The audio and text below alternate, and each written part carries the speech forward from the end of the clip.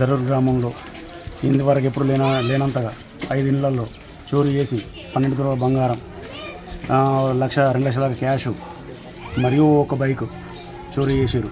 దరూర్లో ఎప్పుడు కూడా ఈ రకంగా చోరీ ఎప్పుడు జరగలేదు. ఈ దరూర్ గ్రామానికి ఇది ఒక భావిస్తున్నారు.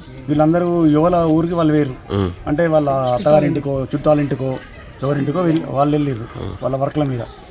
ఇక్కడ ఒక పెళ్ళి ఉండే, ఆ పెళ్లి సౌండ్కి దొంగతనాలను చేసే సౌండ్ కూడా వినిపించలేదు. ఆ భరత్ సౌండ్కి అక్కడ సర్జ్ జరిగింది. ఆ క్యాండిడేట్ దొంగతనం చేసి దునికి పారిపోగా సర్జ్ జరిగింది ఒకటి. అంటే 6 నుంచి 7 కావచ్చు. ఒక్కళ్ళు కాదు, ఇది ఒక్కరితో అయ్యే పని కాదు. 5 నుంచి 6.